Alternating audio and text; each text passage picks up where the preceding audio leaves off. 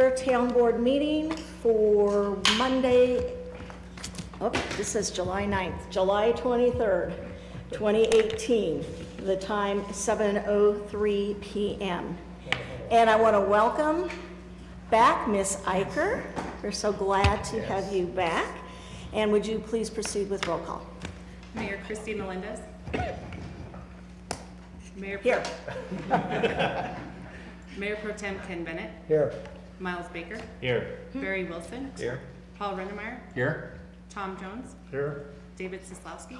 Here. Okay. Mr. Dr. Jones, will you please lead us in the Pledge of Allegiance?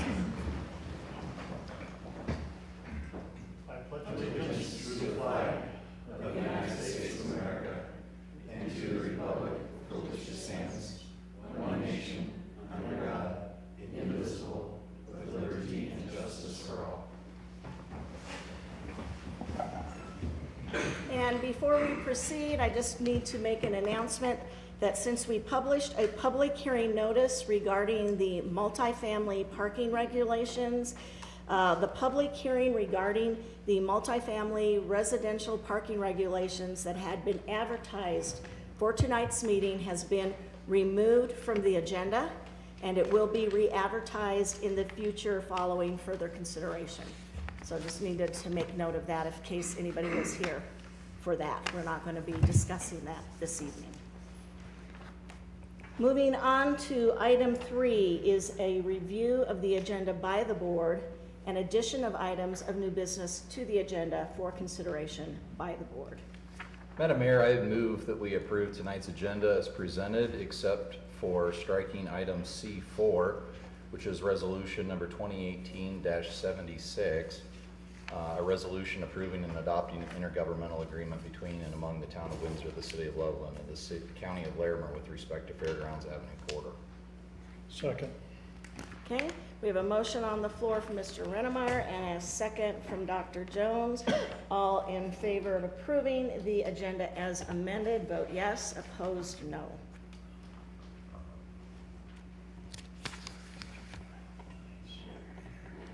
And the agenda is approved as amended unanimously. Moving on to item 4, board liaison reports. Town Board Member Baker, Tree Board, and Historic Preservation Commission.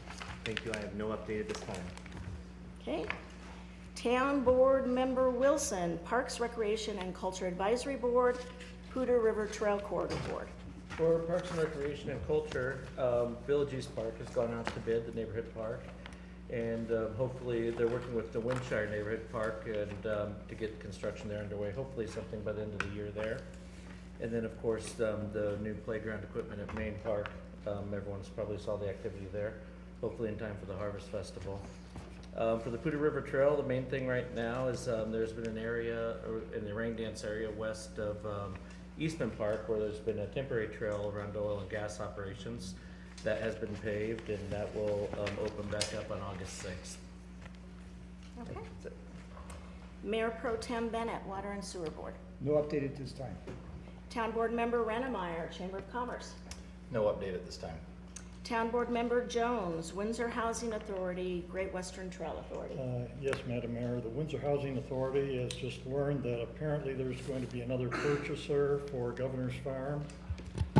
They were hoping their bid might be accepted, but apparently someone came along with a better offer. Very few details on it at this point. They don't know who the other person is, what the status of that development's going to be, whether it's going to affect the rents that are in place now. So maybe we'll have more news for the next meeting. And as far as the Great Western Trail Authority, there are 2 items on the consent calendar for approval. Okay. Town Board Member Sislowski, Clearview Library Board and Planning Commission. Yes, Madam Mayor, nothing to report on the library. The Planning Commission meeting Wednesday evening was very packed, and you see a number of their referrals on our agenda here tonight. A reminder that I'll need to read my disclaimer with respect to public hearings on quasi-judicial matters. That'll come up later. There was a sort of a procedural issue And just so perhaps, if you haven't heard, you may, on Wednesday, the Planning Commission had a preliminary site review for the Ptarmigan development. It was not a public hearing, but apparently the messaging was confused. So there were probably about 30 people present who were thinking they would have an opportunity to make comment. But because it was not public hearing, the chair did allow one to speak, but technically out of procedure. But you may hear of some people who would say they did not have an opportunity to voice concerns. Okay. That's it. I have Downtown Development Authority and North Front Range MPO. The next North Front Range MPO meeting is August 2nd. It's scheduled to be in Loveland. I'm hoping Mayor Pro Tem Bennett will be attending that in my absence. And Downtown Development Authority, a couple of updates from our meeting that we had on July 18th. So we are hoping that we will close on the 512 Ash property by the end of August. That has to be closed on per our contract by August 31st. So we are on schedule to do that. We did get heard from Brinkman and the backlots, and so they are moving things along, and the developer Brinkman is still exploring some design options for the DDA board, and as soon as he has something concrete, he'll be presenting to the board. And then the DDA board will be hosting meetings for the Downtown Development Authority and anybody else who wants to come and give their opinion of the design at that point in time. The mill developer has reviewed a 90% construction drawing that they hope to submit to the town, and they anticipate construction to start back on the mill in mid-September, so good news for that. The facade improvement program, so on 501 Main Street, our old First National Bank building on the corner there, some of you might be seeing a facelift. That in part is part of the facade improvement program with the Downtown Development Authority, making way for the new home for Hayden Outdoors, who is maybe already, I believe, maybe moved in there, but they will be occupying that building as well. And regards to the parking and crosswalks, so we've had a lot of folks concerned about crossing on Main Street, on 5th and Main and 4th and Main. So good news is that we received a quote to get to have a design and to see what improvements might look like. So the DDA is going to reach out and get a design project started on that, so that hopefully we can come back and meet with the town board and share with you what they're going to find out, what they can do to make improvements to enhance and make crossing on Main Street safer and more conducive for folks in our community. And that concludes my reports this evening. Moving on to item 5, this evening we have a proclamation for Parks and Recreation Month. Whereas parks and recreation programs are an integral part of communities throughout this country, including Windsor, Colorado. And whereas our parks and recreation are vitally important to establishing and maintaining the quality of life in our communities, ensuring the health of all citizens, and contributing to the economic and environmental well-being of a community and region. And whereas parks and recreation programs build healthy, active communities that aid in the prevention of chronic disease, provide therapeutic recreation services for those who are mentally or physically disabled, and also improve the mental and emotional health of all citizens. And whereas parks and recreation programs increase a community's economic prosperity through increased property values, expansion of the local tax base, increased tourism, the attraction and retention of businesses, and crime reduction. And whereas our parks and natural recreation areas ensure the ecological beauty of our community and provide a place for children and adults to connect with nature and recreate outdoors. And whereas the U.S. House of Representatives has designated July as Parks and Recreation Month. And now therefore be it resolved by the Windsor Town Board that July is recognized as Park and Recreation Month in the town of Windsor, Colorado. And we do have our department head of Parks and Recreation, Eric Lucas.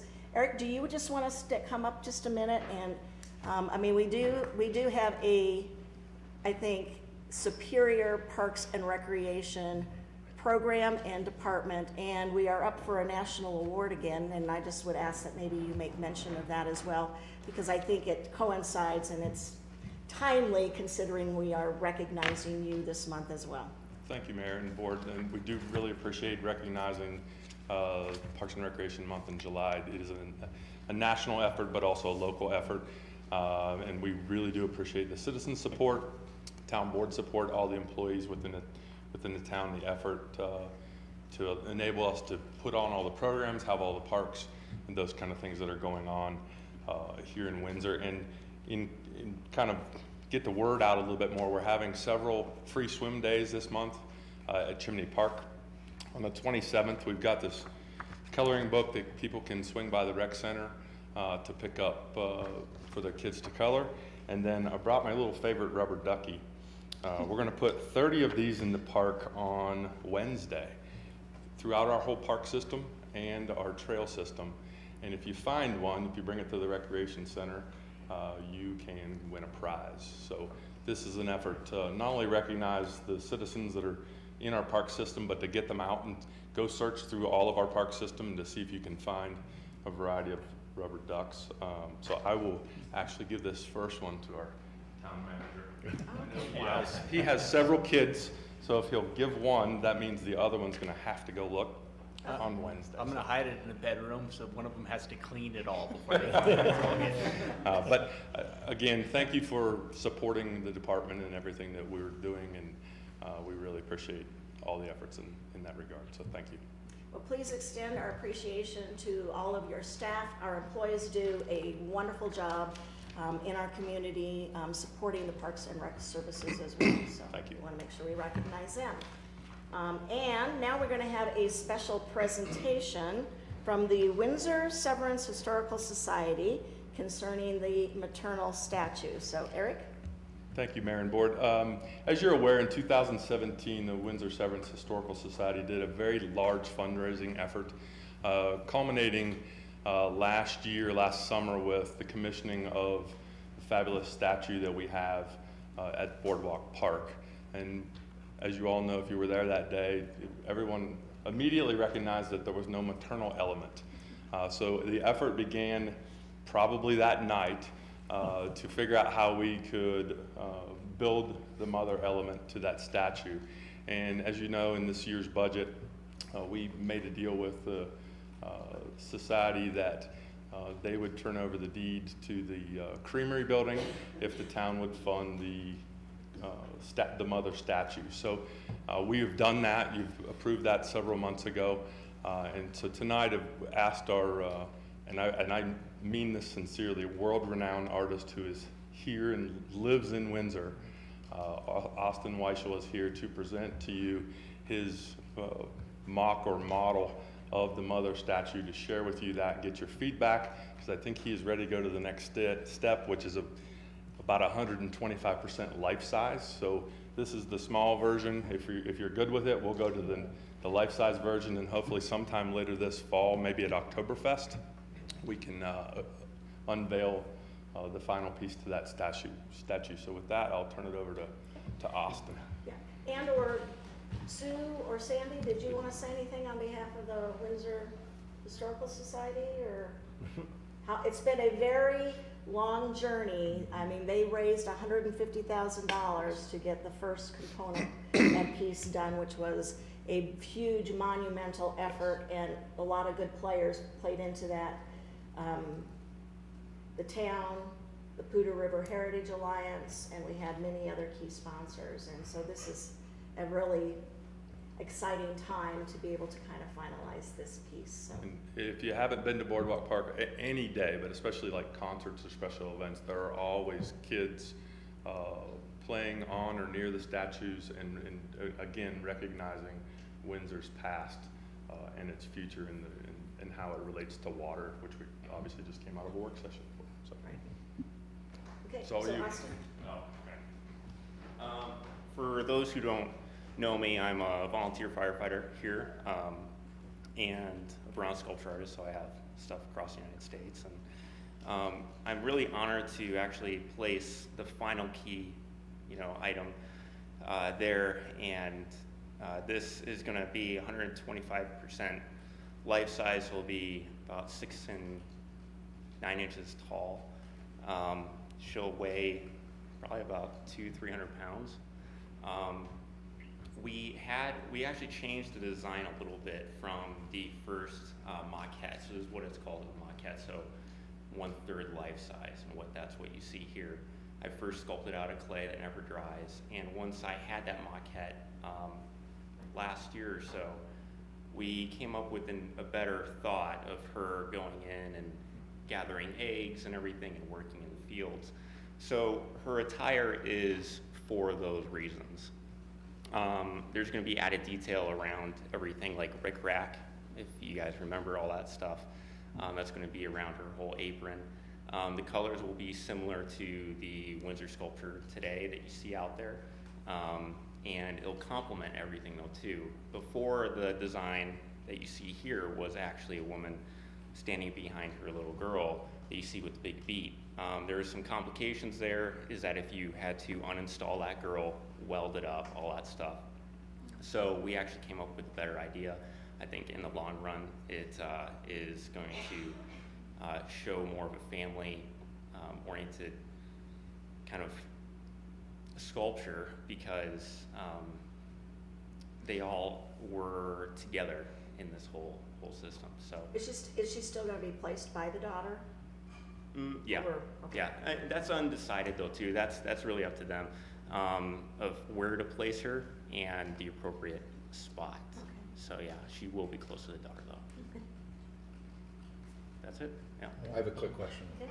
because I'm a detail kind of guy. What's in the basket? Eggs. Is it just a, okay, I didn't know what it was. We were thinking of carrots and what else? Blackberries. Any Like other eggs. questions or I want to ask because we've gone around from the initial drawings and tried to get the hairdo exact, the shoes exact, the dress exact of the era, and the apron. And so initially, I mean, I think you've had a whole history on fashion experience with this. You did try on Definitely, yeah. probably the Mhm. apron to see how it fit. I know you tried on the overalls when you were doing. Yeah, the I don't want jams, to try so- on the apron though. Okay. Yeah. Does she now tonight meet the era that you were looking for? We've researched hairstyles. I don't think they can, and I'm sorry, Sandy, That's okay. can you just come a little bit closer so they can try to capture you on mic? Otherwise, our folks at home aren't gonna hear you at all. Is that better? Because I just, yeah. We have researched hairdos from the 1940s, pin curls. Austin probably could tell you more about finger waves and pin curls than he ever wanted to know. We researched, he used Sue Buxman's grandmother's apron to mold the apron. We researched dresses and how long they should be, and shoes. The shoes are modeled after a pair that Caitlin had at the museum. The basket is just an old Appalachian egg basket, and I think maybe the eggs need to be a little bigger to have sausages through in there. But we tried wherever possible to make it really historically accurate and to fit with the other figures.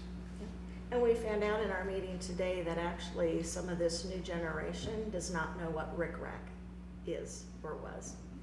And you were probably. I know now. So for those of you who don't know what, it's a kind of like a lace, but it was a solid color and a ribbing that's kind of was just a wave and varying different, but it was highly popular and used on everything. Sandy said she had to wear, all her clothes that were made back then had rickrack on it, so. Cause of many fights.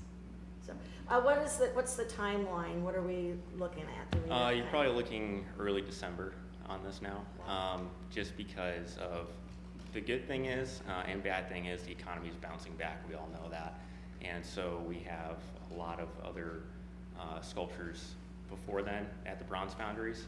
So what I do from here is I mock it up to the height that I want, or that everyone wants.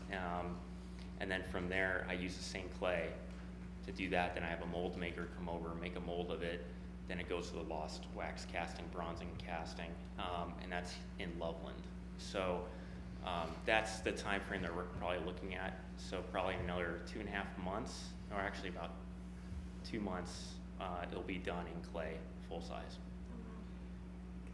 Last year when we did the other one, Austin let us come over and watch the bronzing process, and it was amazing. So I'm sure he could maybe work something out again. Yeah. It might not be our statue, but it's an amazing process to watch, so, you know. Yeah, it could be. It could be. And the one cool thing there is that it's all done in Loveland, it's all locally, right? And when they pour these molds, or this liquid metal of bronze in there, it's 2,000 degrees, and it cools in about 30 seconds. So it's about 2 minutes of pouring time at most, and then you get to stand 10 to 15 feet away from it. You feel that heat and everything, and it's a cool process to be a part. And then what we'll do is we'll walk in back, and you'll see her in bronze being worked on in metal. So that would probably be a good time for everyone to come by, and it'll be a Tuesday or Thursday morning to do that. Okay. Anything else? Any other questions? So it's going to be a wonderful addition to our already a beautiful place to be in Boardwalk Park. And I want to, at this point in time, just publicly thank the Windsor Severance Historical Society. They are a fairly small organization, but they have done a tremendous amount and have worked long and hard, not only on the statue, but ensuring to preserve Windsor's history for future generations. So they have oral histories that they've done on DVDs that are at the library, over 30 of those. They have a printed book, and now they have this statue as well. So I want to just thank you for all your hard work that you do, and if anybody else is interested in joining their efforts, you can go to wshs.org, and they're always looking and would love to have new members join them, so thank you. Item 7 this evening is public invited to be heard. We didn't have anybody who signed up on the sheet in the back, so we're going to skip that and move on to item B, our consent calendar, which consists of 5 items this evening. Would there be a motion? Madam Mayor, I move that we approve the consent calendar as presented. Second? Motion on the floor for Mr. Bennett and a second for Mr. Rennermeyer, approving the consent calendar as presented. All in favor vote yes, opposed no.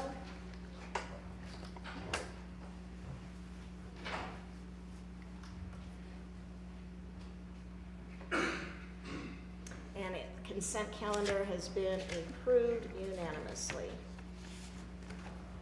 Moving on to moving on to C. Our first action item this evening is a public hearing. Public hearing for the Great Western 7th Annexation, the GWIP LLC, and Windsor Renewal 1 LLC owners, Craig Stith. Great Western Development, Omnitrax the applicant. Corey Retz, Olton Johnson, Robinson Neff, and Raganetti the applicant's representative. So this is legislative action, so I would seek a motion to open public hearing. Madam Mayor, I move that we open public hearing. Second. Motion on the floor from Mr. Rennemeyer, second from Mr. Baker to open public hearing. All in favor vote yes, opposed no. And public hearing is now open. Okay, Ms. Berry. Yes, thank you.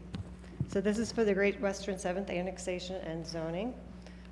It is processed in accordance with Article 1 of Chapter 15 of the Municipal Code. The site's located in the southeast quadrant of the town, directly east and south of the existing Great Western Industrial Park area. The properties together, there's 5 of them, total approximately 349 acres. They are requesting a heavy industrial zoning. I would like to note that right now there are no development proposals for the sites. They're just basically annexing it to prep for future interested parties. The zoning around the area is heavy industrial, just as what is proposed. As you can see, the Great Western Industrial Park in this area. The zoning in the county right now on the other side is a mix of industrial uses, residential uses, and agricultural uses. The comprehensive plan is a land use plan. It also designates what the anticipated land use would be there, and that is also a heavy industrial for the bulk of the property. There is some parks, open space, mineral extraction, and floodplain land use that's designated around the Poudre River. So for the land use plan, or in the comprehensive plan, there's also a growth strategy. These subject properties are mainly in the secondary growth area. They are immediately adjacent to existing town limits. And there's a small portion that's in the tertiary, but that's part of the larger parcel, so accepting it as part of the secondary growth area. We have received the annexation plat that was in your packet as well. And staff has reviewed the information and found that the plat is consistent with the annexation petition that was submitted. The property is eligible for annexation based on the contiguity and the community interest between the property owner and the town. There are no limitations for the annexation, and an election is not required. There is an annexation agreement being prepared. Some of the highlights of that agreement includes dedication of rights-of-way. Both the comp plan and then our road standards have some parameters that we're working with. Weld County Road 23, we'll get that as smaller right-of-way than we usually have, so we're asking for additional right-of-way. And then the comprehensive plan has plans for the Crossroads Boulevard to extend through the property over to the east where the Greeley's extension area is. There's also some amendments that need to be done with the 208 boundaries, and that can be done between the town and Greeley. And also, we have discussed protection of the river corridor with the applicant, and because there were, when we put these referrals out, that was one of the concerns that came back from the Poudre Trail Corridor Incorporated. We also have it noted in our comp plan and our parks documents, and then also the city of Greeley expressed desire to have some protection of the river corridor. In those discussions, we've talked to the applicant and have decided with this annexation agreement that once a user is identified for the property, that the town and the applicant and the user will meet to discuss ways to best protect the river while development can occur. Notification areas or notifications, there's several of there for the public hearing and also other steps in the process, including a neighborhood meeting that was conducted in early June. We only had one attendee at that meeting, and that meeting summary is in your packet.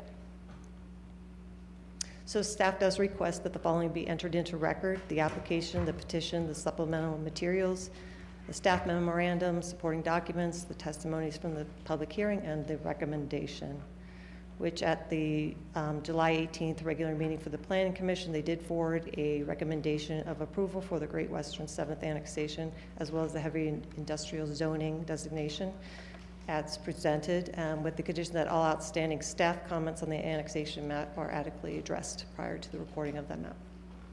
And that is the completion of the presentation. Are there any questions?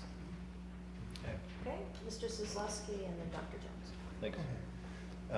Yes, Ms. Berry, you submitted a memorandum to the board as well, and Yes. as I read through that, there were 2 points that I just wanted to clarify, some clarification. And you also referenced in the presentation that an annexation agreement is being drafted, and I'm guessing these 2 issues perhaps are addressed in those agreements, but it's not clear. The first, at least in your memo, the town had certainly approached the applicant about dedicating a preservation easement in the property. That is correct. And that was also something that the Poudre River Trail Authority had submitted in its letter with respect to this annexation. But if I understand correctly, the applicant said that they weren't interested in doing that at this time.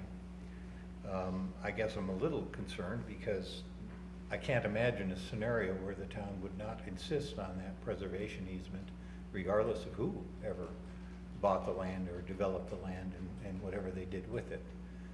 So it seems a bit odd that we would in fact not address that currently at this point.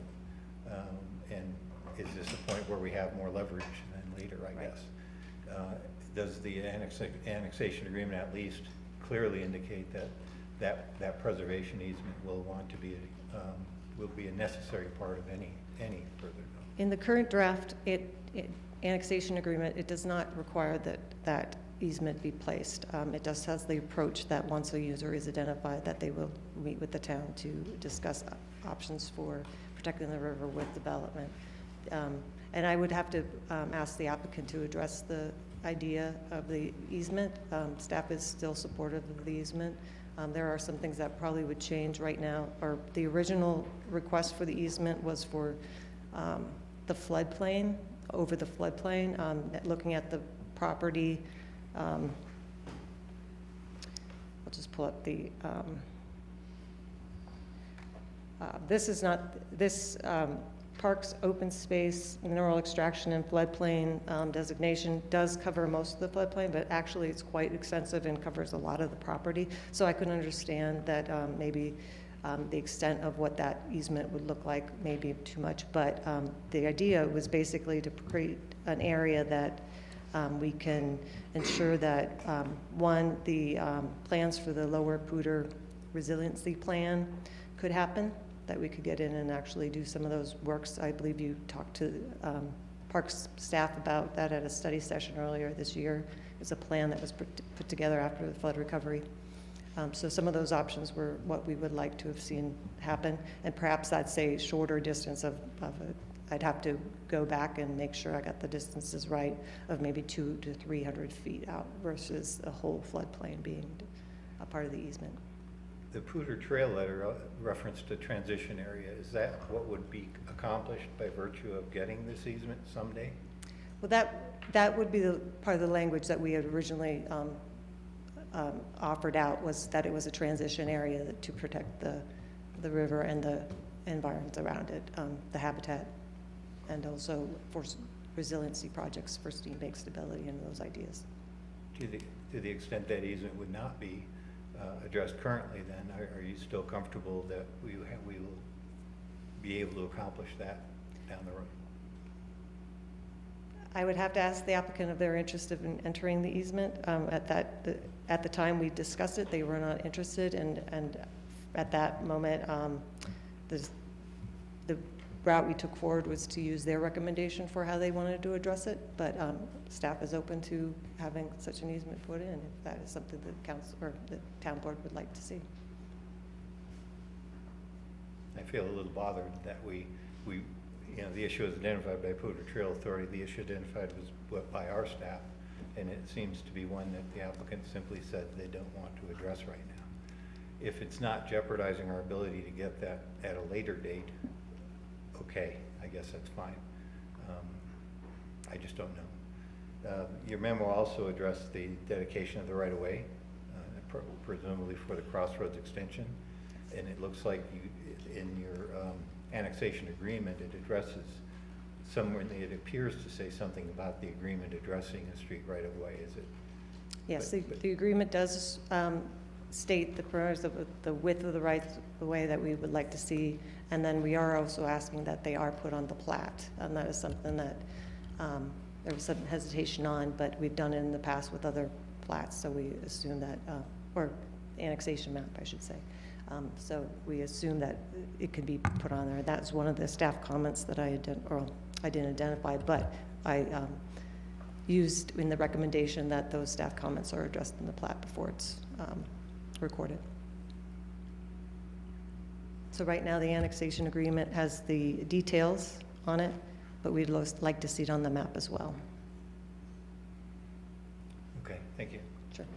Dr. Jones? Yeah, concerning the part that's in the Greeley growth area, is that all floodplain?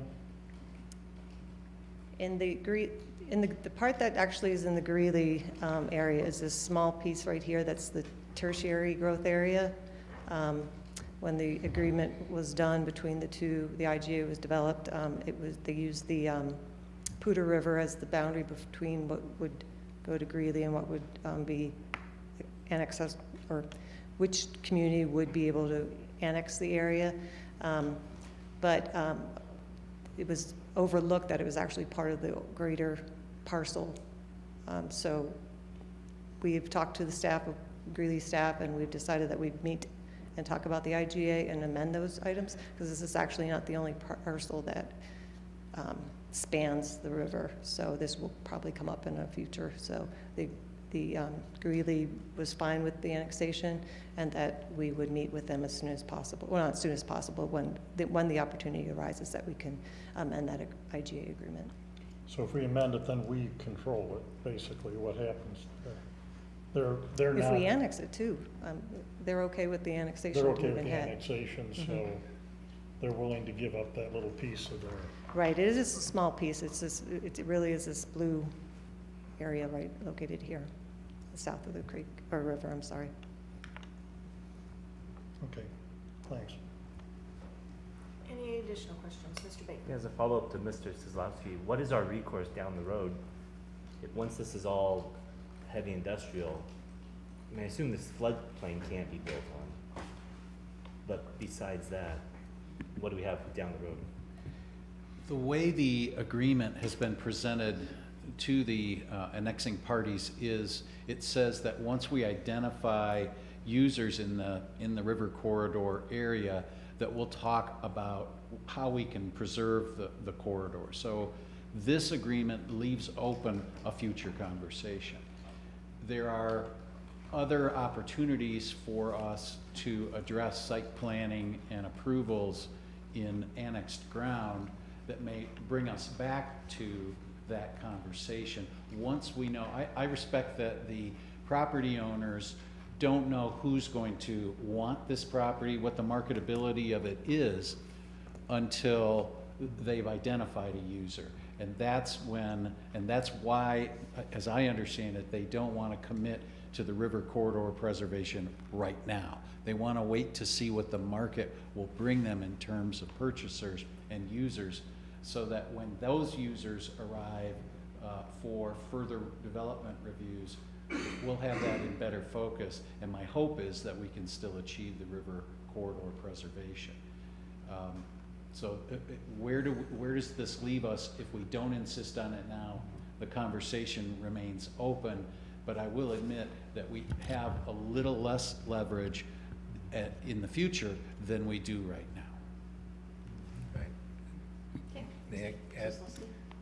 And it seems to me, Counselor, if I am thinking about this correctly, if it were an identified easement now, it would be of record and any buyer would know.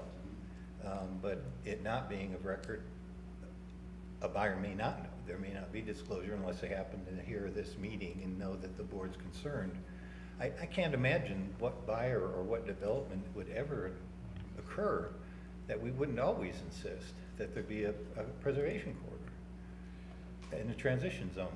So, but it is not unusual in the development community to say, we don't want to commit to something at this stage of the land development process until we know more. That is a common response by the private sector in response to our request for preservation of governmental interests.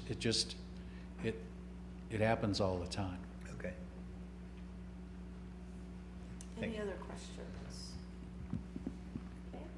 This is the public hearing component, so this is the opportunity, if there's anybody who wanted to address the board on this agenda item, now would be your opportunity.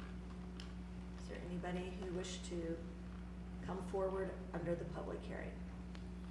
Seeing none, if there are no further questions, I would seek a motion to close public hearing, because we have everything we need at this point for the record, Mr. McCarter. Okay, Madam Mayor, I move that we close public hearing. Second? motion on the floor from Mr. Rennemeyer and a second from Mr. Bennett to close public hearing. All in favor vote yes, opposed no.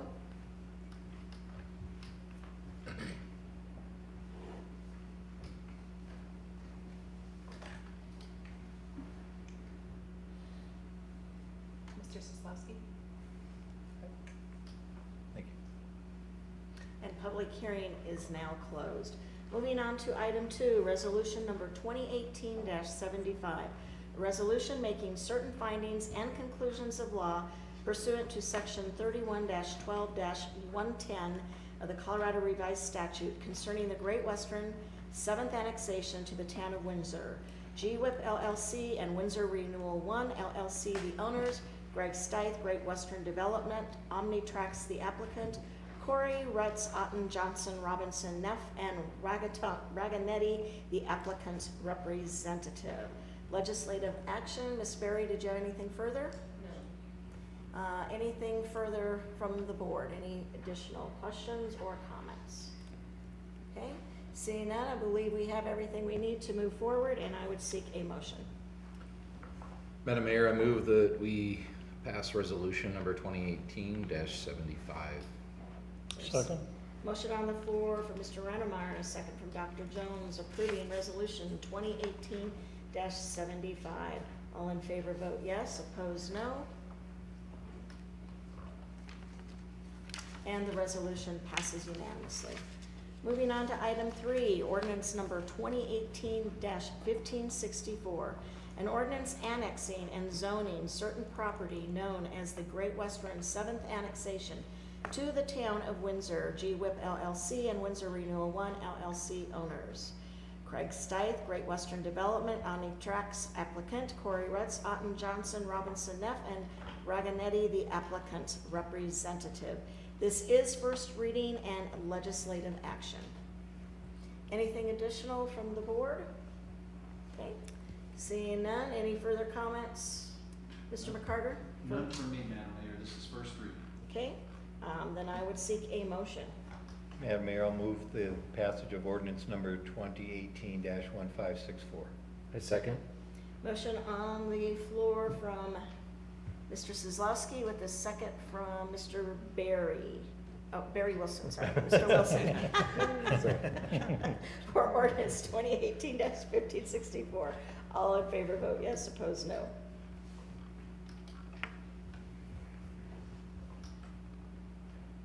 And the ordinance passes unanimously.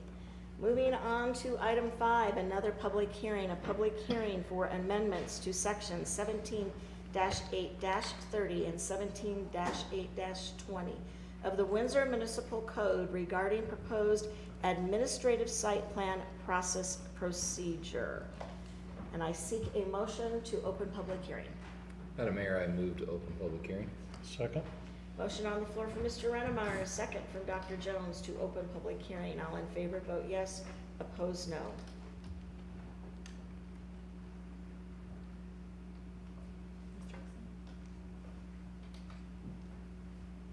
Public hearing is now open. Ms. Berry.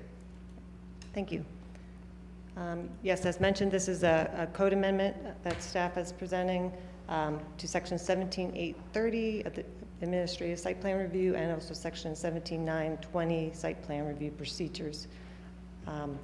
Both these processes, the qualified commercial industrial site plan and administrative site plans meeting certain criteria, are required to have a presentation to the Planning Commission and Town Board for each of those processes. Because these are uses by right and no actions are made unless in limited occasions when issues need to be resolved between the applicant and staff, we are proposing to remove the required presentation with a different process, which would be a presentation with information and meeting packs under the communication item, and then an exchange between the boards and staff. The elimination of the formal presentation requirement will save the applicant's time and money, eliminating the need for applicant to attend the meetings. Also, free up the agendas for more discussion on topics which are actually requiring a board action. It also allows the site plan information to be provided earlier in the process, and it will save staff time in regards to preparation of memos, presentation slides, and all over, just streamline the review process. So section 17.920 for the qualified commercial industrial site plan, we will remove that site plan presentation as mentioned, have the inclusion of the information in the packets, and then also with the administrative site plan, modify that section's language that if there is certain criteria met, that it would also be included in the packets. So here's the language difference. I should add that we're also removing section 6, which is a repetitive language from another part in the code section. The crossed out is what's existing, and the new language is what's below in number 5 here. Administrative site plans also have a clause that says if there's certain criteria met, that it would also be brought to presentation. So this is the new language on the bottom with the underscored area, the new language about including it in the packet. So the process would be, once you get the packet and you have the materials in the packet, if there's anything that you'd like to convey to staff, that during the communications section of the agenda, you could provide that information to staff. And what we'll do is after we've addressed those items with the applicant, we would put it back on the next meeting with how those comments were addressed. And again, for the information in the package would include the brief overview of the project, the site plan, the landscaping plan, and the building elevations, the same materials that you would get in the presentation that you see on typical. We do have one other minor modification to add to the section. When we're going through it, we thought we'd change some of the language in the subsection 7, changing irreconcilable differences to a dispute arises. And then also if it was having to go to a presentation, if there was a dispute, that we would notify the applicant by mail, email, or both, so that we had some documentation that that was the intent due to the specific dispute. So at its July 18th, 2018 regular meeting, the Planning Commission recommended that the Town Board approve the ordinance 2018-1565 to amend the Municipal Code sections 17.830 and 17.920 as outlined, subject to any Town Board direction. And that is the completion of the presentation. Are there questions for Ms. Berry? Dr. Jones? Yeah, essentially though, we will get all the material we get now for the site plan review, only it'll be under communications. We'll have the design, what the building's going to be used for, et cetera. Yes, this is correct. Okay, good. Mr. Kozlowski and then Mr. Baker. Thank you. And just to pick up on that, so if we do have questions about that, it would be done at the meeting during the communication section then? That is correct. Mm-hmm. Or it could be handled like you might handle the consent calendar. If you have a question after you have looked at the information in your package, you could send a question to either the town manager, could direct that question back to staff or the applicant accordingly, so that by the time we have our work session or our meeting that evening, your question, or the answer could come to you prior to that. Okay. So it's okay that it may not be part of the record, because we're taking that as it's no longer required to have the hearing. That's right. Okay. Okay, Mr. Baker. So hopefully I'm not being a dead horse here, but if Mr. Rennemeyer has a comment, will I see his comment? Will I get a chance? He may say something like, wow, that's a great point. I didn't realize that, which often happens now during our discussions at this meeting. I support this, I like the idea, but I want to make sure I see what other people say as well. Well, we certainly could. I think if the board is sending me questions for me, we could certainly compile them through planning, let you all know, here's the comments we received for ABC site plan. That would be, I think, easy enough for staff to accommodate. Okay. I agree. Thank you. It sounds like that would be the wishes of the board, to be able to see each other's comments as they come in. Great. Any additional questions? If not, this is the public hearing. This is the portion, if there's anybody in the audience who wishes to address the board in this public hearing item, now would be the opportunity.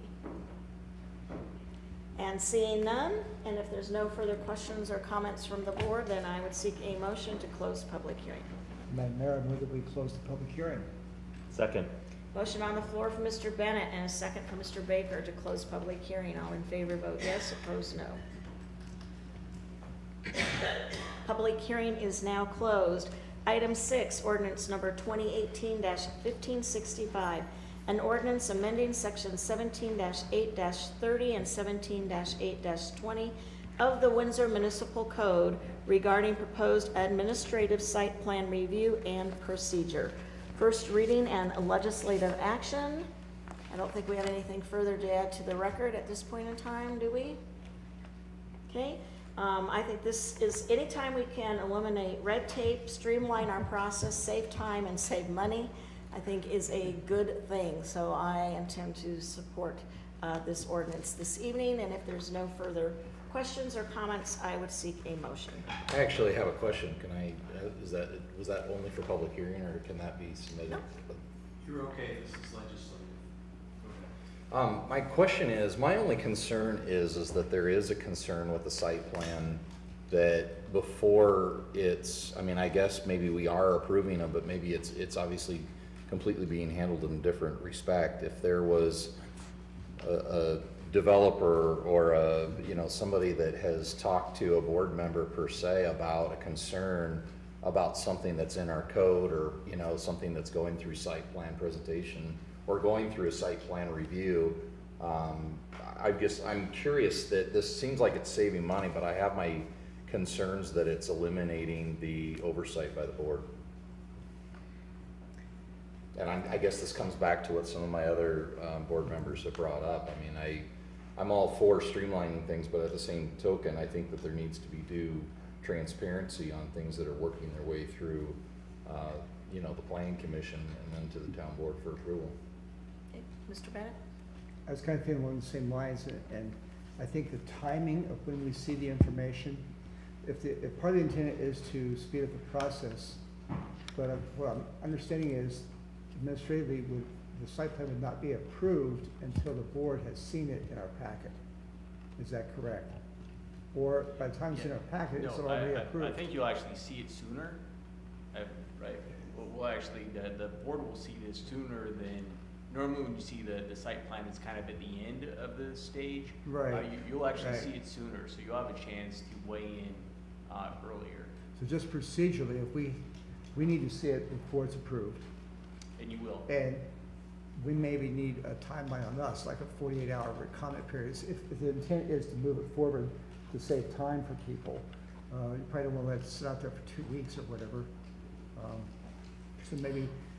I don't know that we I don't ever know. give approval. We don't, I We mean, don't when it approve. comes to us, it has never been really approval from this board, No, but- other than just to be able to allow us to make comment. And what I've seen happen, though, is there's times that a comment comes up and our staff is working with a developer or the applicant, and there's some give and take, and there's some little minor tweaks that makes things better for the community.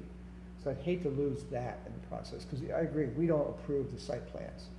But sometimes a different set of eyes, looking at it from a different viewpoint, there's been some flexibility in the process. Right, so and Melissa, please hit me with something, but the way I see it, so you're gonna get it sooner. Yeah. You'll still have that same opportunity to ask staff questions, submit comments, like, geez, I don't like, you know, this looks like the garage is on the wrong side of the street, or, you know, whatever your comments are. And staff will still be able to sit down with the developers and say, these are the board's concerns.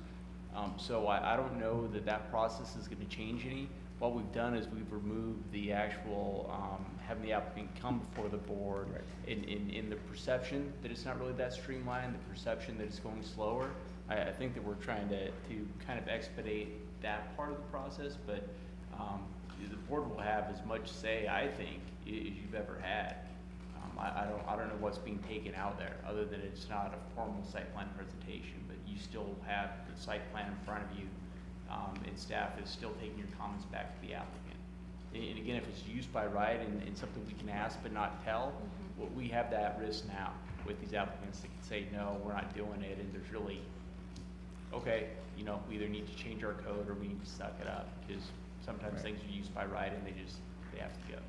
Well, for the benefit of our new town manager, one of the issues that I think of is like Starbucks. It was during the site plan presentation that we said they may be meeting all of the exterior facade requirements, but the town board said, but wait, if that's on our corridor, we want more stone, we want more of this, and then they went back to the developer to work with them, and the finished product is what it is, you know, today. But I just think of that it was through the site plan presentation that the board, before it was all signed, sealed, and delivered, actually was able to give our feedback. My concern through this, although it's streamlining, is that it'll be to the onus of the board to review our packets in-depthly, because it's only during the communications process at a board meeting to actually give any feedback whatsoever. And I also say that for the benefit of the public, because if they're not reviewing all of the packet, there's not that time frame for them to go, I showed up, I heard that this was coming up, et cetera, at a board meeting. And I'm worried that, yes, things may be streamlined, but I'm also worried that there's not gonna be enough transparency, not only for the public, but also for the board before a decision's made. But we don't even take public comment on a site plan now. We don't take comment. Mr. Volstead? Yeah, if I may, I guess the thing I want to stress is these are uses by right, and they have an entitlement for that use already. So an example might be, say, the new Arby's out on Crossroads Boulevard. If staff reviews it and it meets all of the zoning code requirements and it meets all of the corridor plan requirements, then really we're taking those suggestions from the board, but we wouldn't be able to tell Arby's that you have to have X amount of stone unless the corridor plan says that and backs it up. We were able to successfully work with Starbucks to get that upgraded facade, but at the end of the day, it's a use by right. Okay. And so, and Shane's correct when he said that you'd get it sooner. What the plan that we've discussed is, as soon as we get it and distribute it for staff review, we'll put it in your packet at the same time. So you'll be getting it at the same time that staff's looking at it initially. And then through the review process, if you look at it in your communications packet and you have the suggestion that we think additional stone is necessary, then we'll take that back and work with the applicant. And normally we're able to work pretty well with the applicant. We have a pretty good relationship to get that accomplished. Once we get the revised drawings, we'll put it back in the communications packet so that everybody can see what the end result was, and hopefully that's the intent. But I just want to stress that these are uses by right, so we really are not able to require anything that's not already in the code or in the corridor plan requirements. Okay. So, Okay. Well, and then there is in the resolution, there's an appeals process written in case you and the applicant got crosswise somehow. correct. And he thinks you're misinterpreting the code or whatever, they can come before the planning board and Correct. or the town board, right? Correct. Okay. Okay, Mr. Kozlowski and then Mr. Bennett. Thank you, May. I mean, I think this is a good idea, and I appreciate streamlining the process. But I think what you're hearing from all of us is, I suspect it will make it a bit easier for the applicant. I think it's gonna add a burden on your staff, because you'll get a message from Mr. Rennemeyer, you'll get a message from Mr. Wilson. Someone's gonna have to aggregate those and redistribute them out to the rest of us, because I think we're all saying we wanna share a bit in this dialogue. It's just gonna occur, instead of in a single seating here, it's gonna occur via email or other correspondence. That's gonna take a little more work. Perhaps, but I guess I did have one other point that I wanted to make, and that is that most of our surrounding jurisdictions have already done away with this type of presentation as well.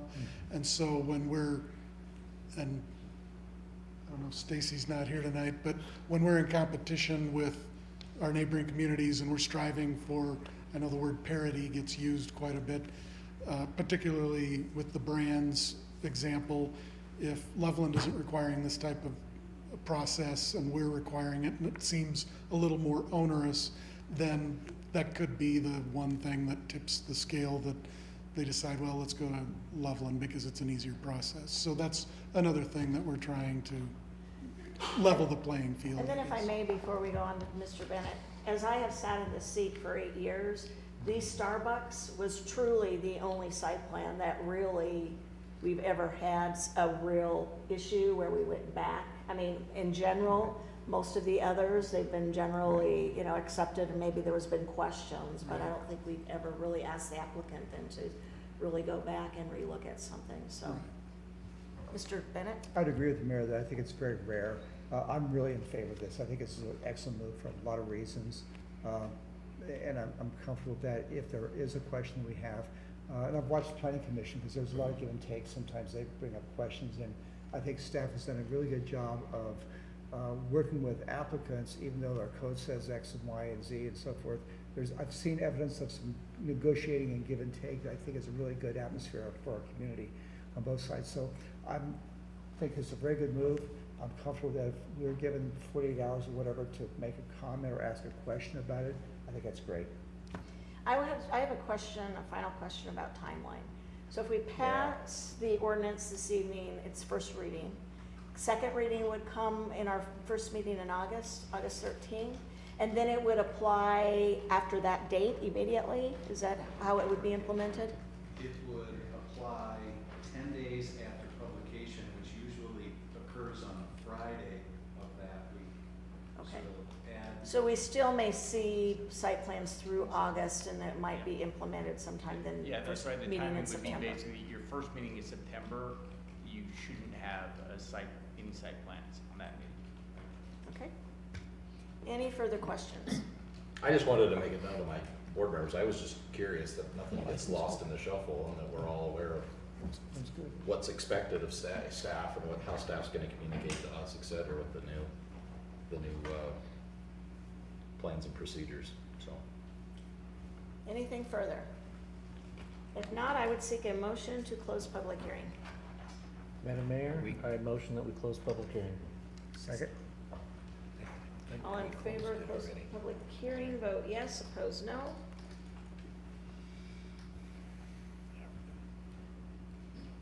Public hearing is now closed. Moving on then to item 6, ordinance, the actual ordinance number 2018-1565, an ordinance amending section 17-8-30 and 17-8-20 of the Windsor Municipal Code regarding proposed administrative site plan review and procedure. It is first reading. Anything further we need to consider for the record? No, Madam Mayor. Okay, then I'd seek a motion. Madam Mayor, I'd move for the approval of ordinance 2018-1565. Second. Motion on the floor from Dr. Jones with a second from Mr. Rennemeyer. All in favor, vote yes. Opposed, no.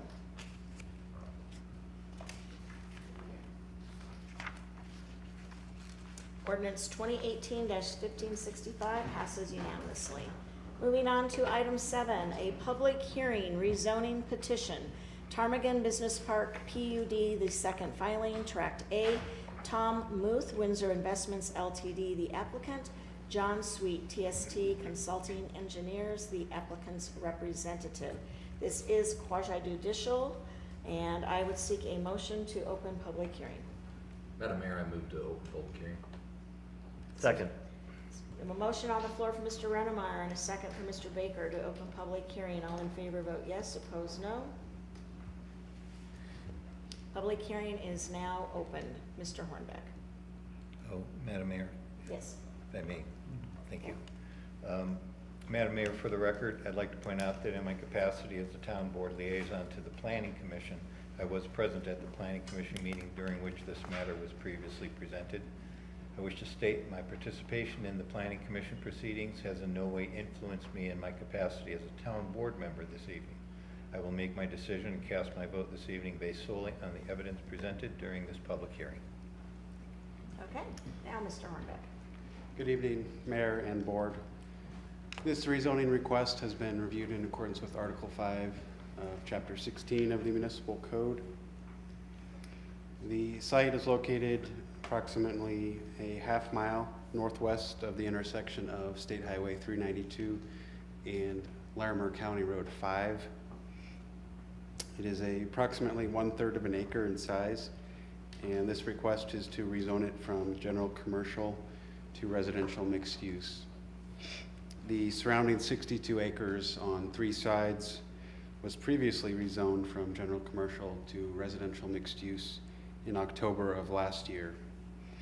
This current rezoning is necessary because the previous rezoning followed the alignment of the right-of-way for Westgate Drive. However, that alignment no longer works with the proposed subdivision which is in the works under review with the town.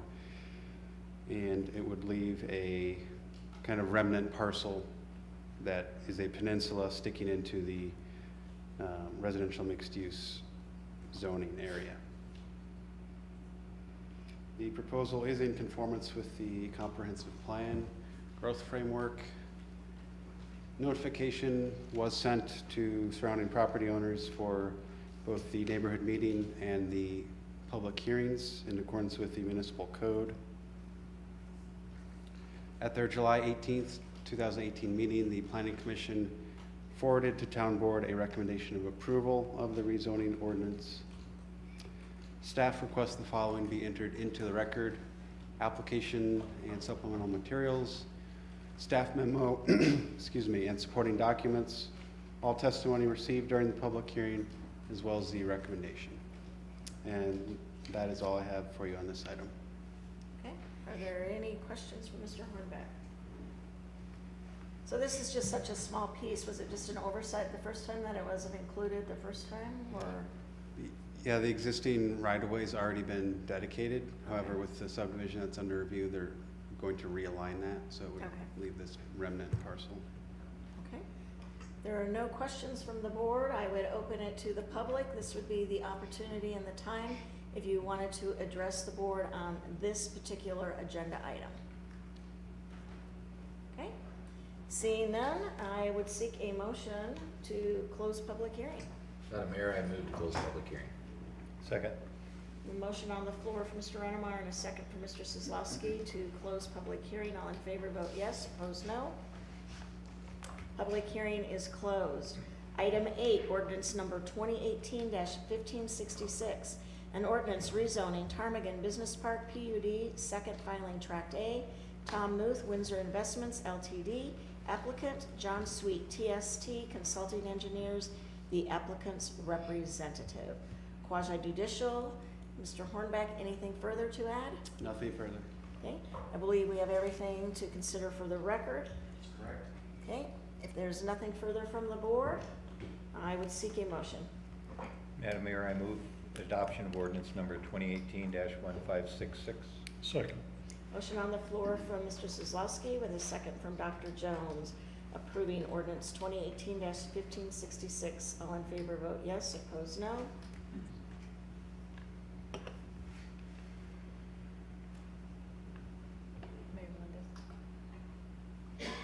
And the ordinance passes unanimously.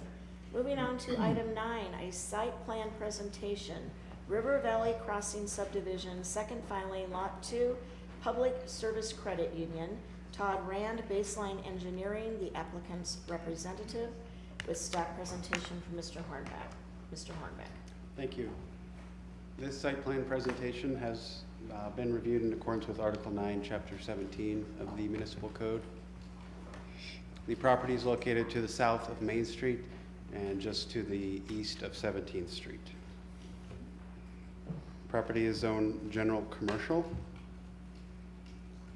The proposed development is approximately 1.6 acres in size. A 4,200 square foot building is proposed.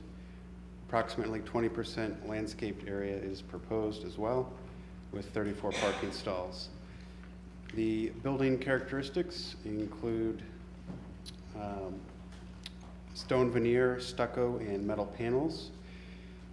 There's a maximum building height of 24 feet and numerous drive-through and banking drive-through service lanes provided. And renderings to provide a concept of what the product would look like once constructed.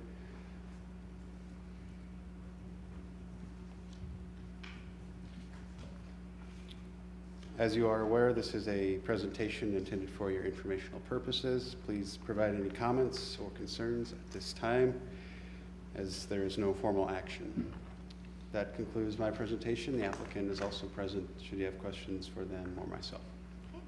Are there any questions or comments for Mr. Hornbeck on this site plan presentation? Is this the same organization that currently is on Main Street in downtown? It is, yes. Okay. Changing the name. There's nothing further? Okay, we'll move on to item 10, a public hearing for the rezoning petition for Valley Center subdivision, lots A and B. Ellen Highside, AgriFab Colorado LLC, the applicant. Mike Maurer Olson Associates, the applicant's representative. This is a quasi-judicial segment, and I would seek a motion to open public hearing. Madam Mayor, I move to open public hearing. Second. Motion on the floor for Mr. Rennemeyer and a second for Mr. Bennett to open public hearing. All in favor vote yes, opposed no. Public hearing is now open. Mr. Hornbeck. Madam Mayor? Yes. Madam Mayor, thank you. Madam Mayor, for the record, I'd like to point out that in my capacity as Town Board Liaison to the Planning Commission, I was present at the Planning Commission meeting during which this matter was previously presented. I wish to state that my participation in Planning Commission proceedings has in no way influenced me in my capacity as a Town Board member this evening. I will make my decision and cast my vote this evening based solely on the evidence presented during this public hearing. Thank you. Okay. Now, Mr. Hornbeck. This rezoning request also has been reviewed in accordance with Article 5, Chapter 16 of the Municipal Code. And the site is located on Eastman Park Drive, just to the east of Automation Drive. It is approximately 3.86 acres in size and is currently zoned general commercial. The purpose behind this rezoning is to allow for the construction of 3 buildings with office warehouse uses which would not have been allowed in the general commercial zone district. The subject properties are currently vacant, however, they were previously home to buildings destroyed in the 2008 tornado. The applicant did submit a similar rezoning petition in 2017.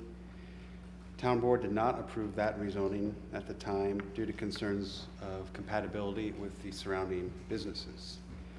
The applicant has since worked with the surrounding businesses to redesign the project into a layout that would better protect those businesses and their concerns. There has been a conceptual layout submitted for a site plan. A site plan would be administratively reviewed in the future should this rezoning be approved. And this is simply for informational purposes at this time. The previous submittal had garage doors facing the east side, close to the surrounding businesses, which had raised concerns.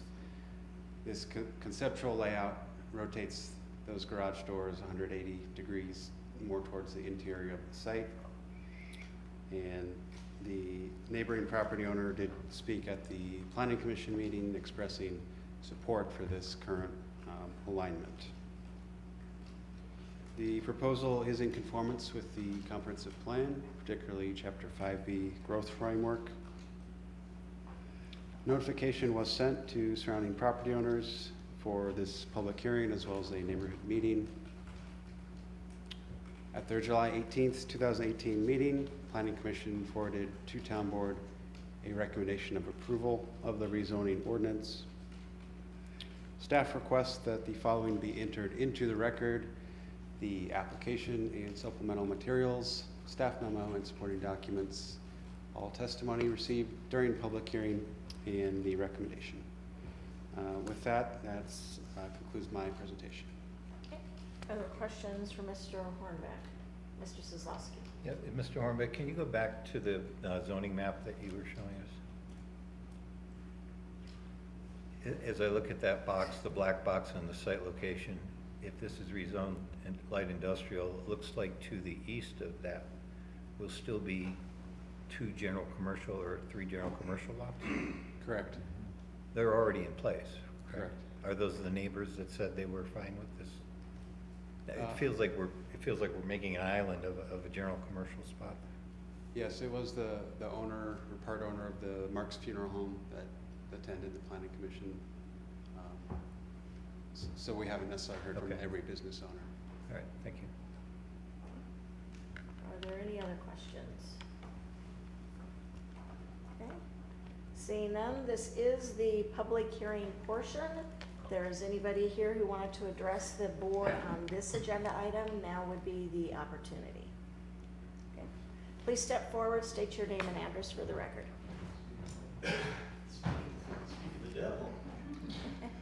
Good evening. My name is Chris Ruff, 311 Habitat Bay. Yes, I am one of the neighboring property owners to the east and the owner of the building that Mark's Funeral and Cremation is located in.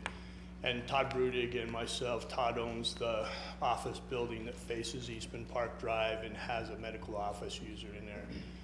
We were the two opponents to it the first time, not driven by the use, but driven by the orientation of the site. At the time, they had all the overhead doors facing our businesses, which just wasn't compatible with what we're doing.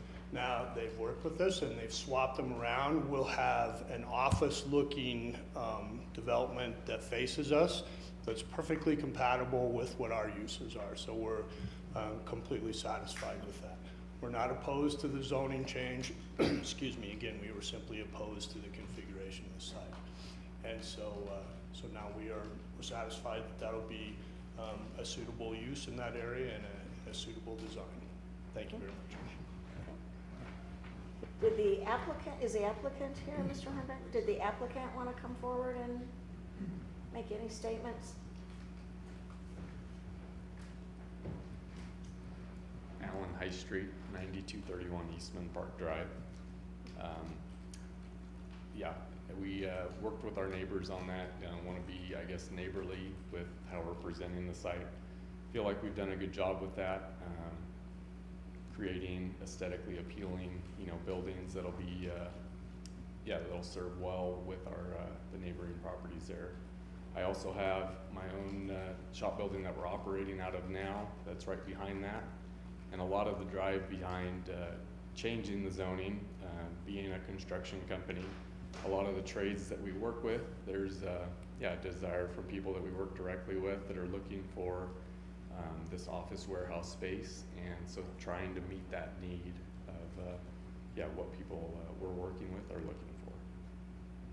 Thank you. Okay. Anything else? Seeing none, I would seek a motion to close public hearing. Madam Mayor, I move to close public hearing. Is there a second? Second. Okay. We have a motion on the floor from Mr. Redmeyer with a second from Dr. Jones to close the public hearing. All in favor vote yes, opposed no. Public hearing is now closed. Moving on to item 11, ordinance number 2018-1567. An ordinance rezoning Valley Center subdivision lots A and B. Allen High Street, AgriFab Colorado LLC, the applicant. Mike Maurer Olson Associates, the applicant's representative. Quasi judicial action. Mr. Hornbeck, anything further? Nothing further. Anything further from my board members? I just want to comment that I really appreciate the applicant and the folks across the street getting together. I think this is a really good example of like when you can come together, can be a good compromise, and then everybody can live with the end result, and it's going to be better for all people involved. So thank you for going to that extent and making that happen. If there's no further comment, then I would seek a motion. Madam Mayor, I move to approve ordinance number 2018-1567. Second. Motion on the floor from Mr. Reddermeyer with a second from Mr. Bennett approving ordinance 2018-1567. All in favor vote yes, opposed no. And the ordinance passes unanimously. Moving on to item 12, a public hearing. Amendment to section 16-6-90 of the Windsor Municipal Code regarding proposed minor variances process. Legislative action with Ms. Malone giving presentation, and I would seek a motion to open public hearing. Madam Mayor, I move that we open public hearing. Second. Motion on the floor from Mr. Reddermeyer with a second from Mr. Sosowski to open public hearing. All in favor vote yes, opposed no. Public hearing is now open. Ms. Malone. Thank you, Mayor and Town Board. The item before you is a follow-up from the work session that was held with Town Board regarding amending an existing process that's underutilized and turning that into what's called a minor variance process. And this process would include items that now go before the Board of Adjustment Appeals in a formal public hearing. This would address minor deviations to the code for unintended deviations to plans. We have put together procedures and criteria, and if those items are addressed appropriately, then those items could be approved administratively. One example is shown here, a 6-foot offset. This is a good example of one of the unintended deviations that can occur when a survey is done and perhaps a stake is moved inadvertently, resulting in this 6-inch variance, which did have to go before a public hearing. We did receive feedback from the Board of Adjustment Appeals that they were comfortable with having minor deviations approved administratively.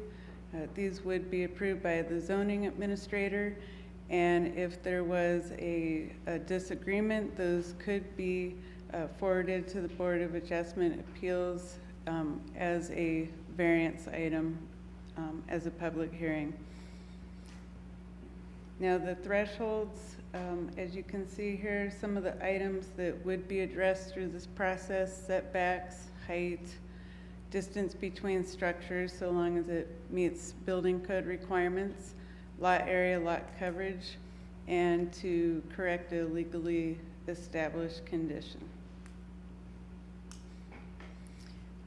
We did research what other communities do, and all of them that we were able to research or respond do have a similar process to this. Some of the items you'll see here that would make a minor variance not qualify is if there is a proposed change to maximum density, intensity, use, open space, landscaping, or if the minor variance would result in some type of subdivision, either major or minor. And outlined in your packet and here are the deviations that staff is proposing. Most of them here 1 foot to 10%, either a reduction or an increase, with the exception of lot area and lot coverage, 2% reduction or 2% increase. And these are just the details on what a minor variance would not be. And this would mean if there were subsequent requests for minor variances, and again, uses, density, intensity, landscaping, open space.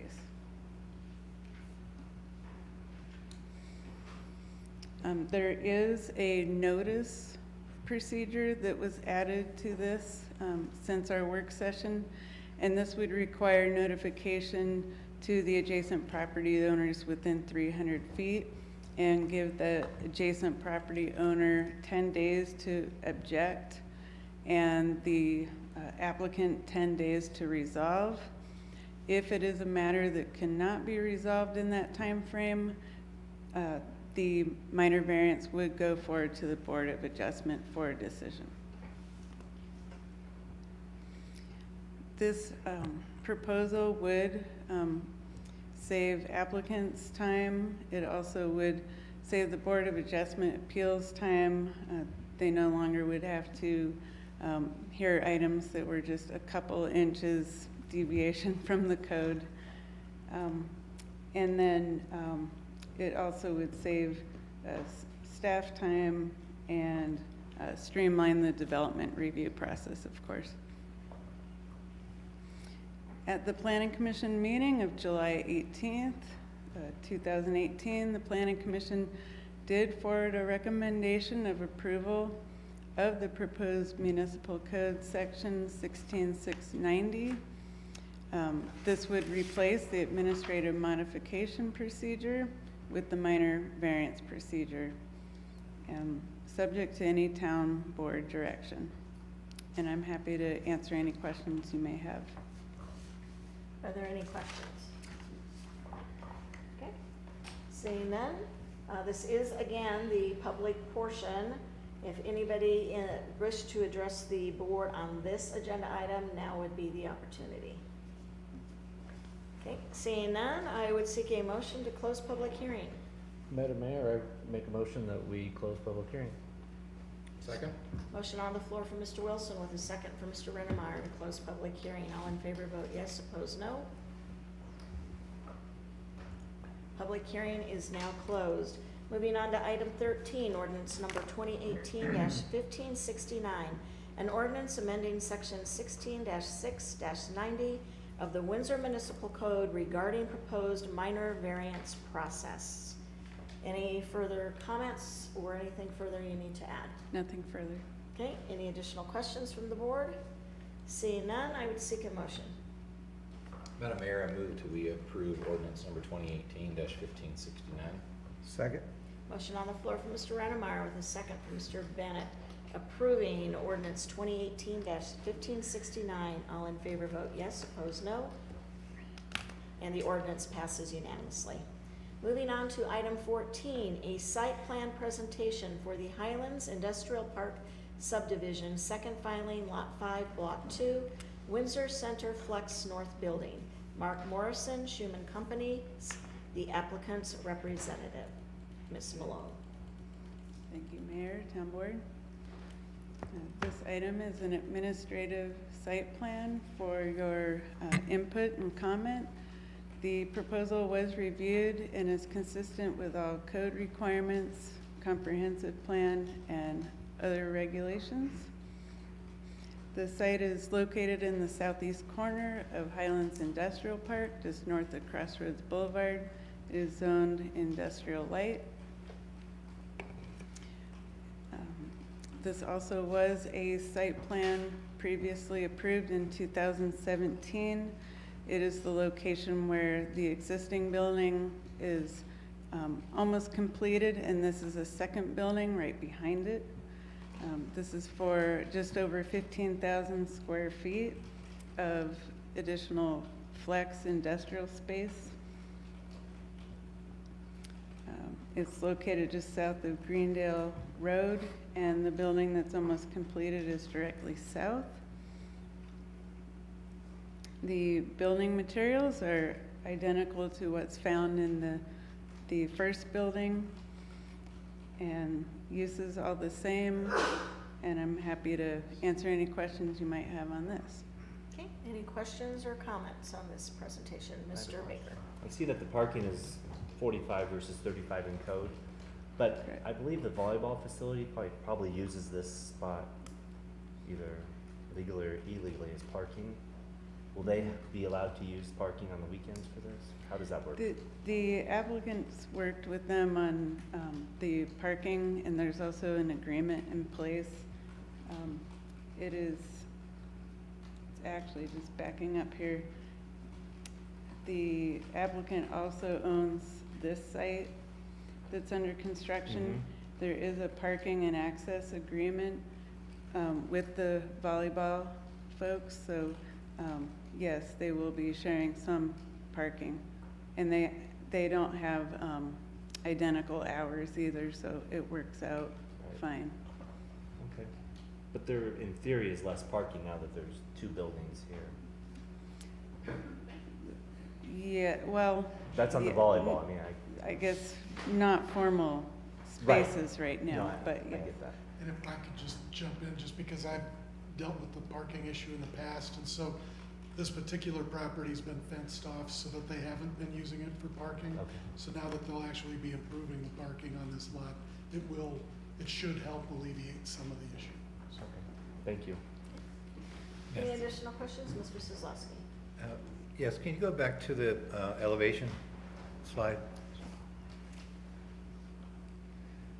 So Yes. I guess if I look at this, and this may, Mr. Ballstedt, be an example of your use by right, but it looks to me like the south elevation, which is what would be facing Crossroads, is. No, it's actually facing an existing building. I'm So sorry?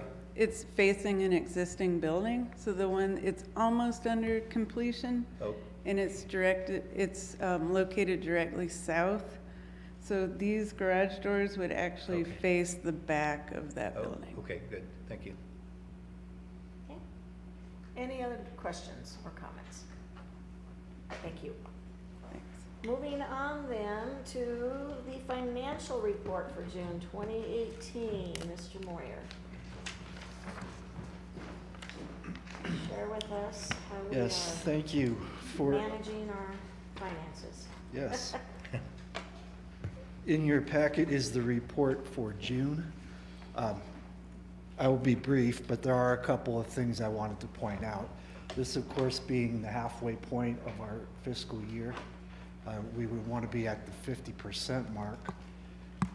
We did go past the 50% in revenue, and we are under 50% in the expenditures. So that's what we wanted to happen at this time of year.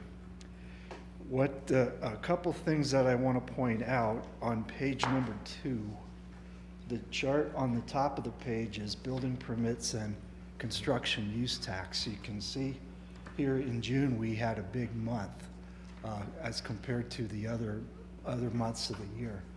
I looked it up, and it was attributed mostly to 3 large days of permits that I detailed there on the description of the text. So we had a good month as far as construction use tax.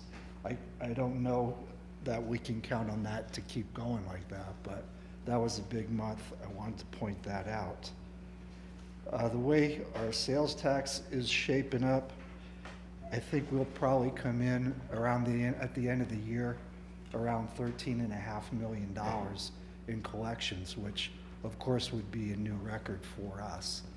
And when I say $13.5 million, that includes our entire 3.95%.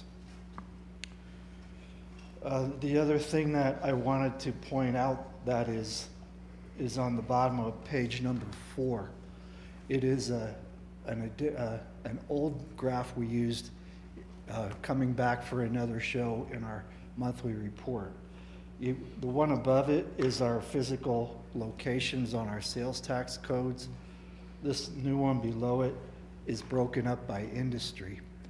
And I say this all the time, but one thing to notice on that is the largest piece of that pie are the groceries and convenience stores, that big blue slice of the pie. So we addressed that. Thank you to Ian and David and Shane about when we adopted the uniform sales tax code, we were able to preserve that piece of the pie. So thank you. I think that is all that I really wanted to point out tonight. Short of any questions, that would be my report for June. Any questions for Mr. Moyer? Mr. Sosowski? I would be Thank you, Mayor. disappointed if you didn't ask.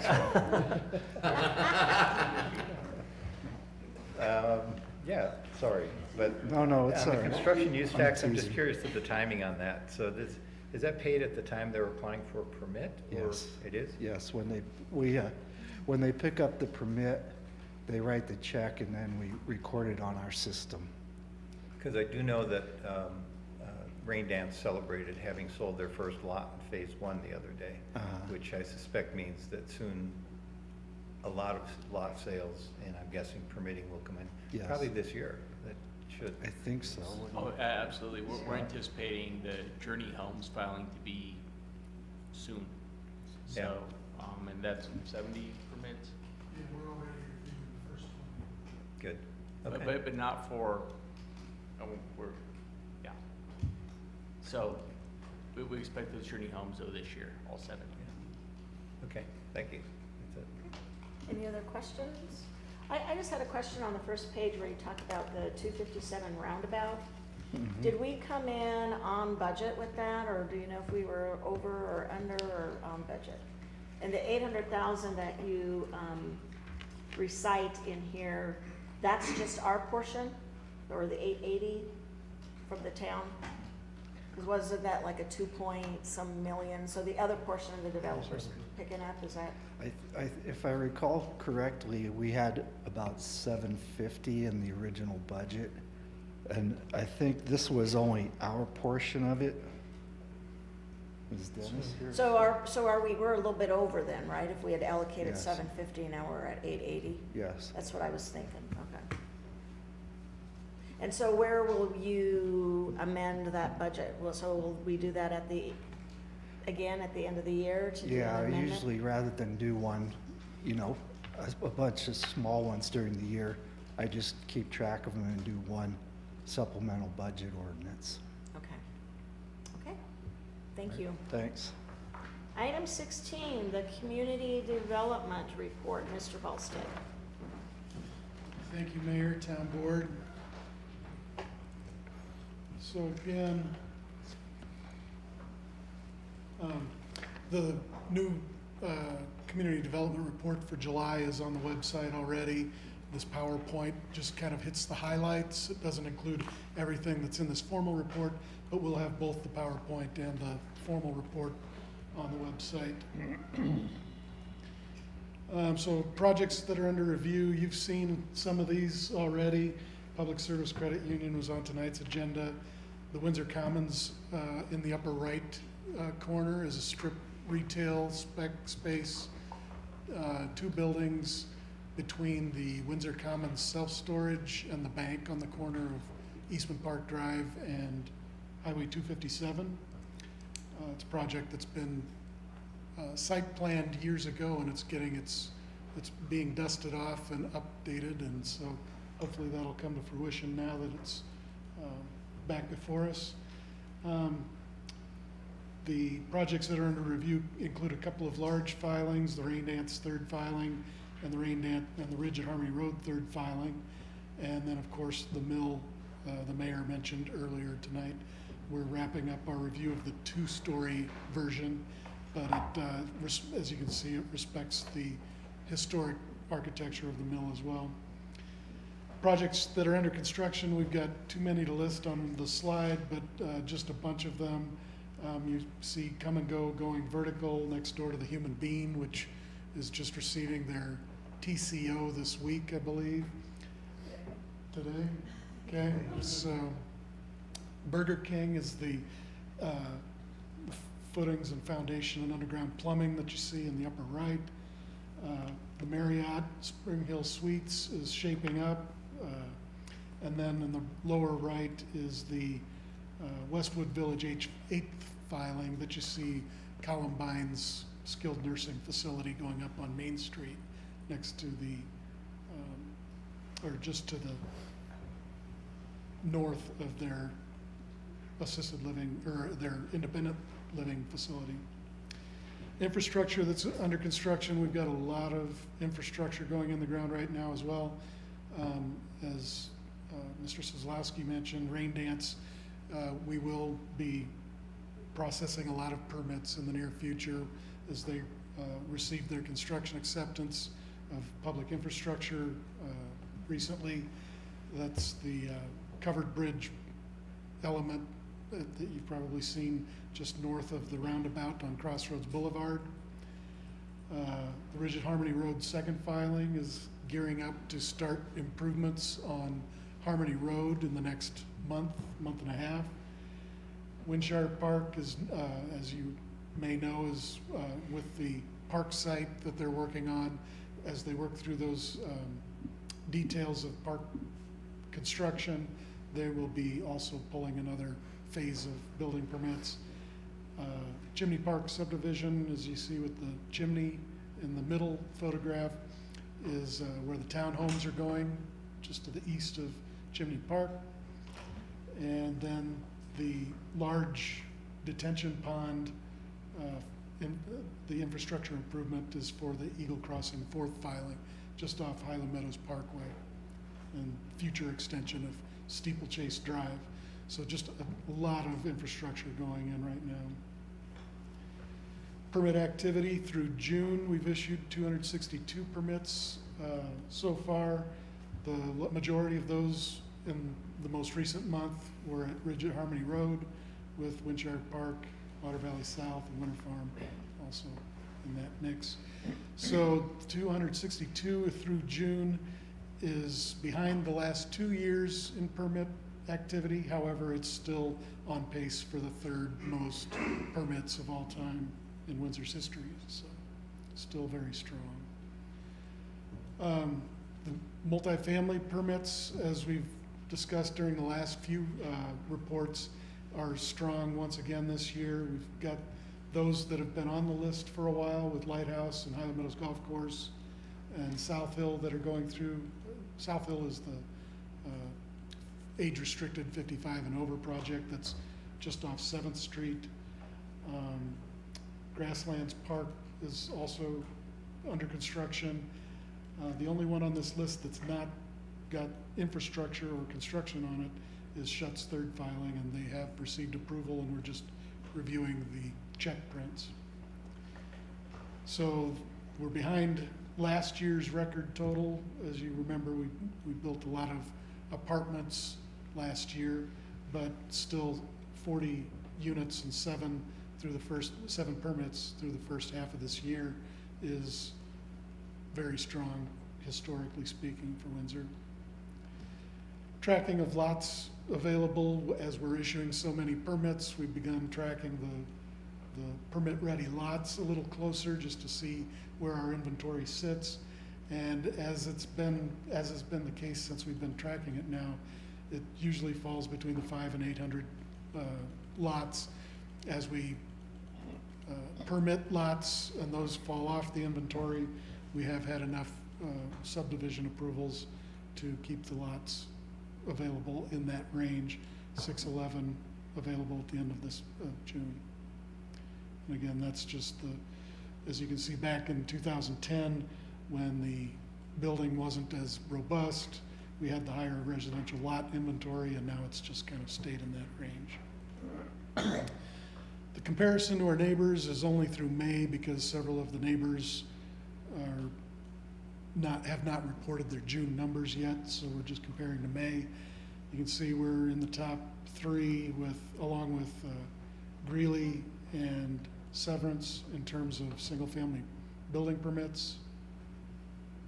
And then multifamily permits, we're in the mix, but Johnstown with that project off of I-25 and Highway 34 have really been building multifamily. So this is the report for July, and if you have any questions, I'd be glad to answer them. Any questions for Mr. Ballstead, Dr. Jones? Not on your report, Scott, but just referring back to this item that regarding the parking for multifamily. Uh-huh. Where do we stand on that, and when will we expect to see something presented?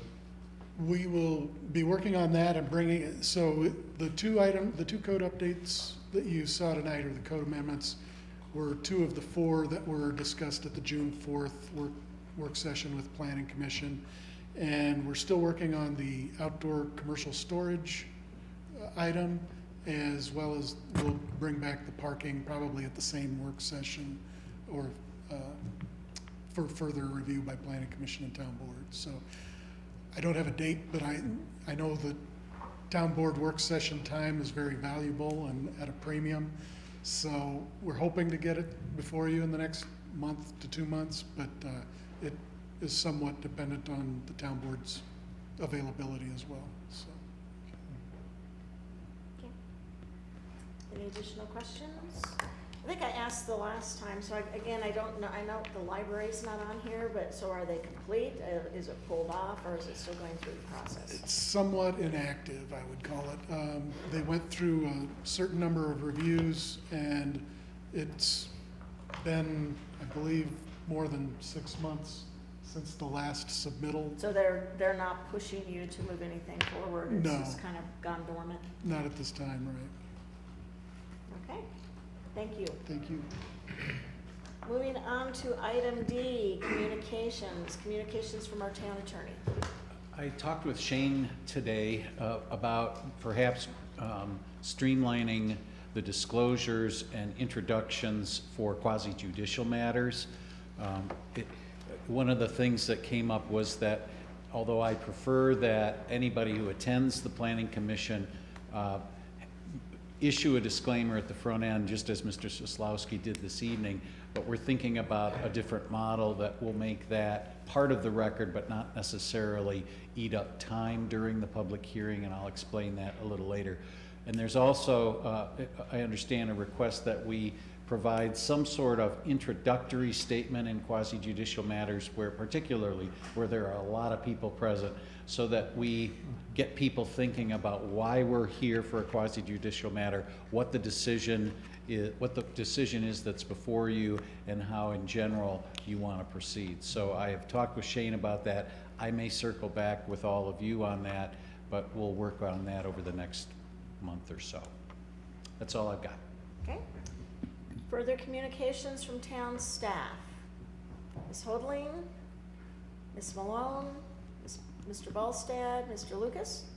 Nothing, Mr. Lucas? No. Mr. Wagner? Mr. Boyer? Chief? One quick thing. Might need to circle back to Mr. Lucas. He might Yeah, say. he'll finish. He had time Are earlier. you updating us on National Night Out? Exactly.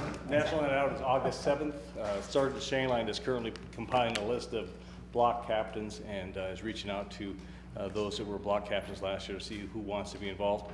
As soon as we have that list compiled, we'll get that out to the board members for their consideration if they wish to attend on August 7th. That's it. Okay. Thank you. Thank you very much. Communications from town manager, Mr. Hale. Yes, Your Honor, thank you. I just want to remind the board and the community that this Wednesday, we will have our strategic planning outreach meeting at the Community Recreation Center from 5:30 to 7:30. So that's Wednesday the 25th. So for the benefit of the public that's watching this, the town board spent a few days working on a strategic plan with staff, and we want to really engage the public, present our ideas to them, and get the public's feedback back, so we ensure that the work of the town over the next 2 to 5 years is really strategic, and really we're doing the work of the public. So everybody's encouraged to come and attend. We will have activities, long-range planning activities for children. So please come one, come all, bring your families, and we look forward to seeing you this Wednesday. Okay, thank you. Communications from town board members. Anybody have anything? I just want to thank Starbucks, who hosted Coffee with the Mayor, Starbucks on Main Street on Saturday. While we did not have a large crowd, I think we had some good conversation, and we heard from a new citizen in a fairly new citizen in our community as well. At this time, next Monday, this is a 5th Monday, so the board is not meeting. They have a vacation night, so that we won't be meeting. And at midnight that evening, I will be absent and taking a vacation. So much to the delight probably of many, Mayor Pro Tem Bennett will be actively overseeing things in my absence from the 31st to August 7th. Can I add one thing? Yes. This Thursday, starting at 8 a.m. is the check-in for the Windsor Chamber Golf Tournament, annual golf tournament. So I know it's last minute notice to anybody out there that may want to support the Chamber of Commerce, but I know that there's still openings as of today. So I want to throw that out there. Thank you. And with that, I would seek a motion to adjourn. Move to adjourn? Is there a second? Okay, with motion on the floor and a second to adjourn. All in favor, vote yes. Opposed, no. We are officially adjourned. Thank you. What did you mention in your report was the hot item?